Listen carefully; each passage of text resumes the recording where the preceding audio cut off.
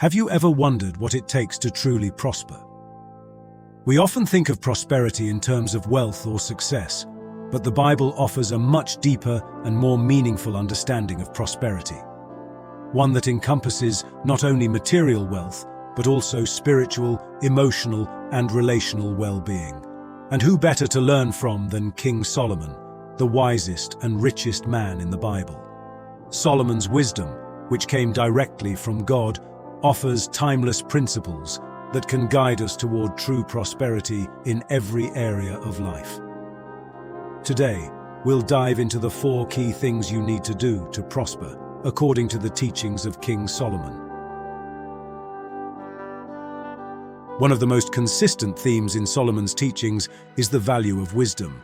In fact, when Solomon had the opportunity to ask God for anything, he didn't ask for wealth or power. He asked for wisdom. In 1 Kings 3:9, Solomon says, "So give your servant a discerning heart to govern your people and to distinguish between right and wrong." Solomon knew that true prosperity comes from making wise decisions, and that starts with seeking wisdom from God. Proverbs 4:7 says, "The beginning of wisdom is this: get wisdom. Though it cost all you have, get understanding." Solomon is clear that wisdom should be our highest priority. It's the foundation for everything else in life. Whether you're making decisions about your career, relationships, or finances, wisdom is what will guide you to make the right choices that lead to lasting prosperity. Wisdom is not just about intelligence or knowledge. It's about applying God's truth to your everyday life. It's about seeing things from God's perspective and understanding the bigger picture. Proverbs 9:10 reminds us, "The fear of the Lord is the beginning of wisdom, and knowledge of the Holy One is understanding." To truly prosper, you must first humble yourself before God and seek His guidance in all things. How do we seek wisdom? By spending time in prayer, studying God's Word, and surrounding ourselves with wise and godly counsel. Solomon himself wrote most of the book of Proverbs, which is filled with practical advice on how to live wisely. If you want to prosper, start by making the pursuit of wisdom a daily priority in your life. The second principle Solomon emphasizes is the importance of hard work and diligence. While many people seek shortcuts to success, Solomon teaches that prosperity comes from consistent, faithful effort. Proverbs 10:4 says, "Lazy hands make for poverty, but diligent hands bring wealth." Solomon knew that there is no substitute for hard work. In today's world, it's easy to get caught up in the idea of instant success. We want results without putting in the effort.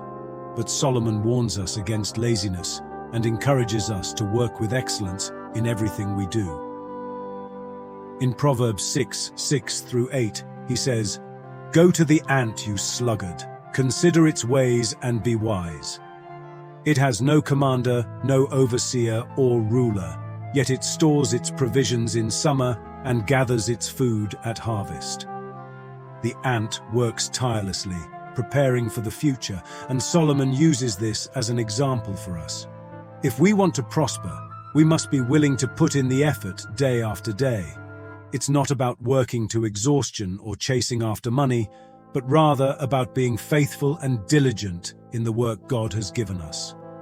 Colossians 3:23 reminds us, "Whatever you do, work at it with all your heart, as working for the Lord, not for human masters." When we work with a heart that honors God, He blesses our efforts and opens doors to prosperity. However, Solomon also emphasizes the importance of balance. In Ecclesiastes 3:1, he writes, "There is a time for everything and a season for every activity under the heavens." While hard work is essential, we must also recognize the importance of rest and trusting God with the results. True prosperity comes when we work diligently, but also rely on God's timing and provision. The third principle that Solomon teaches about prosperity is the importance of honoring God with our wealth. In Proverbs 3:9-10, Solomon writes, "Honor the Lord with your wealth, with the first fruits of all your crops. Then your barns will be filled to overflowing, and your vats will brim over with new wine." This is a profound promise that when we give back to God and use our resources for His purposes, He will bless us abundantly. But what does it mean to honor God with our wealth? It's not just about giving money, it's about recognizing that everything we have comes from God and using it to advance His kingdom. Whether you have a lot or a little, it's important to be generous and faithful with what you've been given. Jesus Himself reiterated this principle in Luke 6:38 when He said, "Give, and it will be given to you." A good measure, pressed down, shaken together and running over, will be poured into your lap. For with the measure you use, it will be measured to you. Solomon also emphasizes the importance of stewardship, managing your resources wisely. In Proverbs 21:20, he says, "The wise store up choice food and olive oil, but fools gulp theirs down." It's not just about accumulating wealth, it's about being responsible with what God has entrusted to you. This includes saving, investing wisely, and avoiding debt whenever possible. One way to honor God with your wealth is by supporting those in need. Proverbs 19:17 says, "Whoever is kind to the poor lends to the Lord, and He will reward them for what they have done." Generosity is a hallmark of true prosperity, and when you bless others, you reflect the heart of God. Solomon reminds us that when we give to others, especially those in need, we are, in fact, giving to the Lord Himself. When we make honoring God with our finances a priority, we are acknowledging that He is the true source of our provision. And as Solomon promises, when we trust God with our wealth, He will fill our barns and vats to overflowing, meaning He will provide for us in ways that go beyond material wealth. Finally, the fourth principle that Solomon emphasizes for prosperity is the fear of the Lord and walking in obedience to His commands. In Ecclesiastes 12:13, Solomon concludes his reflections on life with this profound statement: "Now all has been heard. Here is the conclusion of the matter. Fear God and keep His commandments, for this is the duty of all mankind." Solomon understood that true prosperity is not just about wealth, success, or even wisdom. It's about having a heart that honors and obeys God. But what does it mean to fear the Lord? It doesn't mean living in terror of God, but rather having a deep reverence and respect for who God is.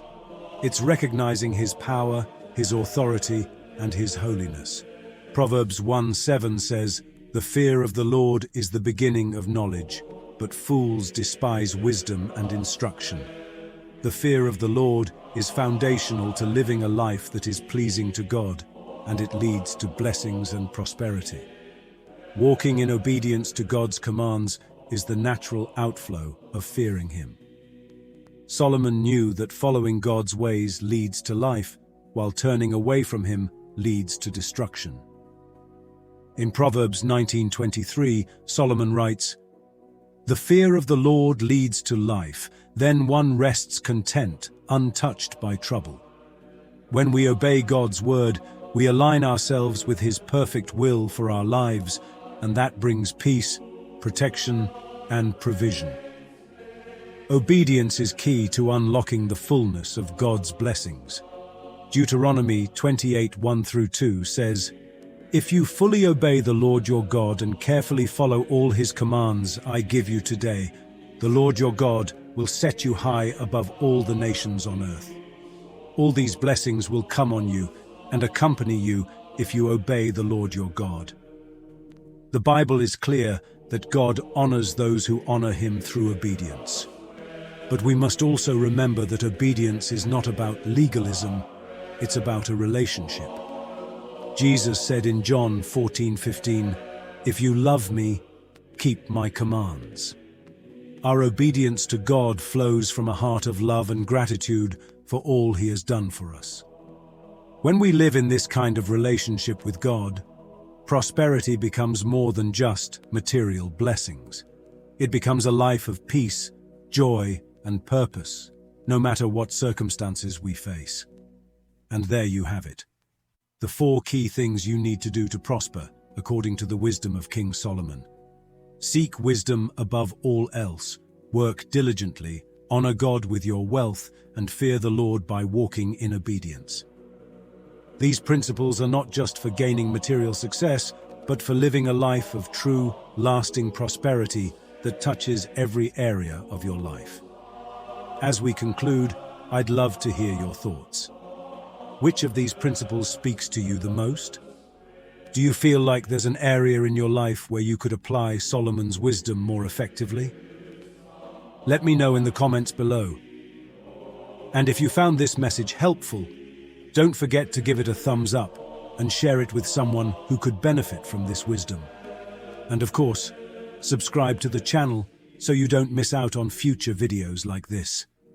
May God bless your life abundantly as you apply His wisdom to your everyday decisions. See you in the next video.